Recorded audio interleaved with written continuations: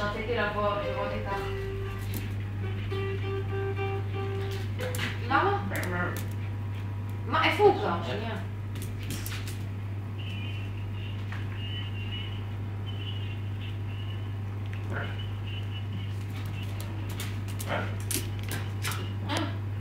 למה?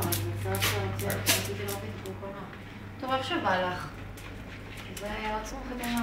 בדרך כלל חמור להפסיק בבית. אז אם את רוצה, את מוזמנת. אדיר. אדיר.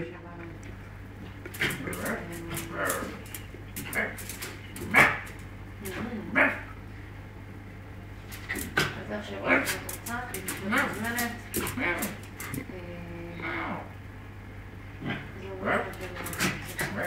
בוא תשתוק שנייה, תן לראות מה קורה כשאתה לא מדבר.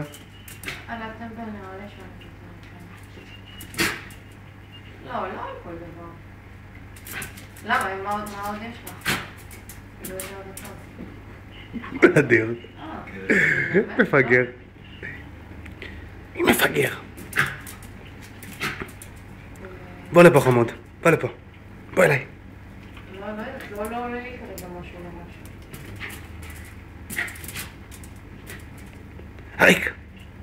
אבל תבוא, יאללה, מה חוזר? בוא הנה. יאללה, לא מה, אחד של 10 דקות, אני ככה חוזרת בו. בואי, נו, זה סרט מצחיק. טוב.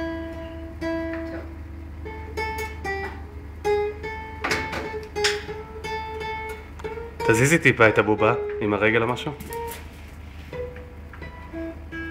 אתה זוכר מה אמרתי לך, אם הוא עושה לו משהו, הוא עף.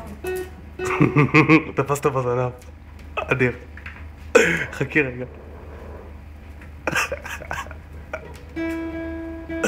אדיר, עד שהוא לא מזיין אותו מאחורה.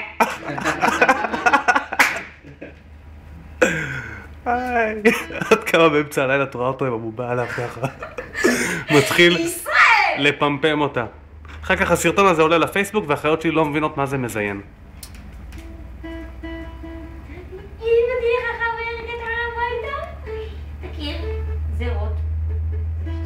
רוטוויילר, כמו בקמיסטר.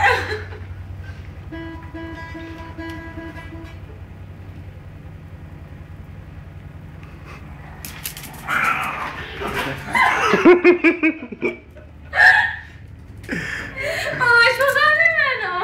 נראה לי זה מזכיר אותו דוברמן של תומר.